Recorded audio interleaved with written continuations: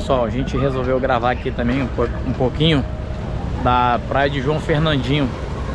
Ela é o fundo da Praia de João Fernandes, né? É uma extensão pequena, mas com água quente também e bem transparente. A gente conseguiu ver umas vidas marinhas aqui e eu vou estar deixando as imagens aqui para vocês estarem vendo um pouquinho desse lugar, beleza? Vem comigo.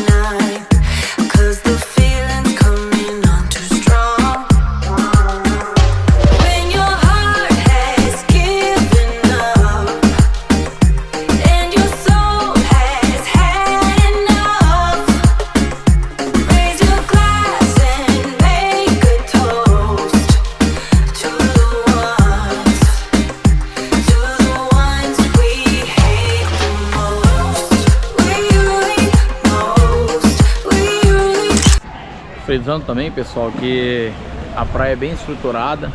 Ela conta com vários quiosques aqui, ó, vários quiosques.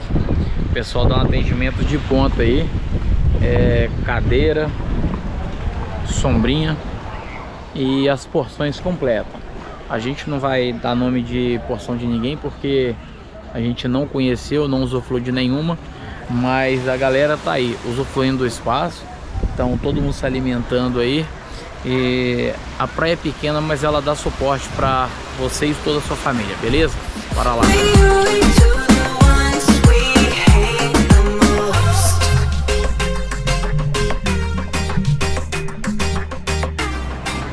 Aí, pessoal, uma água bem transparente, quente.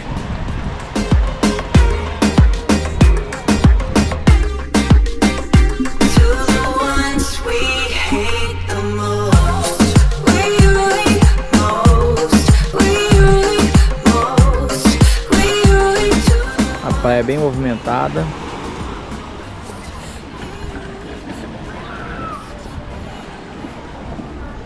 Galera fazendo natação, snorkel.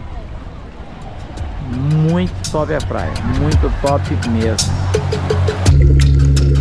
I saw all my mistakes. You saw my abilities. I saw what was missing. You saw space to love me. What did I find? How are you mine?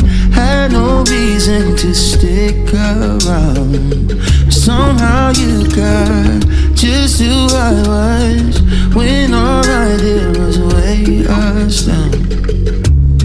You saw my light when I was blind. You saw me shining when nothing in my life was right. Thought I wasn't worth loving, but you helped to change my mind. Thought that I had nothing, but you fought that lie. What did I find? How are you mine?